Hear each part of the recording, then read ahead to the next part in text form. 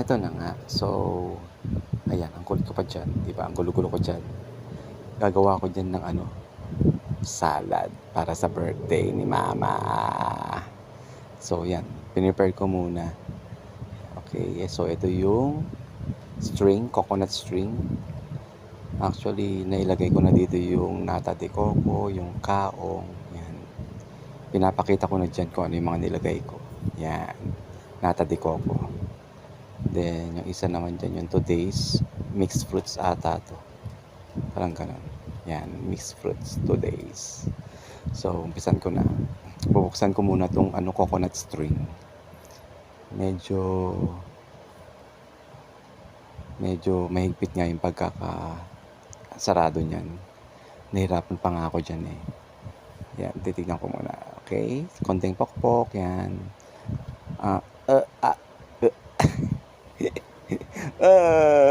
Sobra. Ayaw pa rin. Ayaw pa rin. Saba. Tok.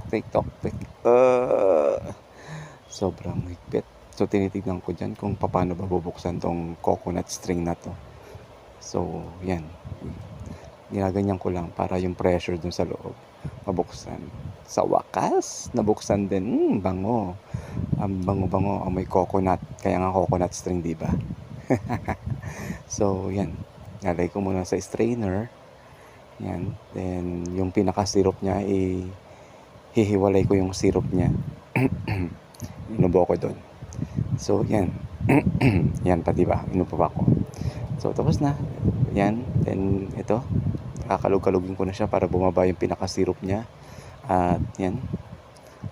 Yan. So, inobserbahan ko dyan kung wala na ba yung syrup. Kasi yung syrup nito is malapot eh. Actually, malapot yung syrup niya. Kasi nga, parang na-fermented siya. Okay, so pag hindi na masyado tumutulo, ibig sabihin okay na. Yan, lalagay ko na ngayon dyan sa sa mixing bowl. Actually, hindi naman bowl yan, container lang yan. Parisukat nga lang. Yan, tinikman ko. Nyam. Grabe, sarap dyan. Sarap ba yan? Kanya ko yan. Okay. Medyo matamis. Yan. Sasabihin ko dyan sa video, medyo matamis. Yan. Pero okay siya. Hindi siya ganun katamis actually. So, set aside ko muna. Then, yan. Bubuksan ko naman dito yung kondensada. Yan. Jersey kondensada. Buko pandan ang tatak. Buko pandan ang kanyang flavor. Yan. So, punasan ko muna ng tissue yung iba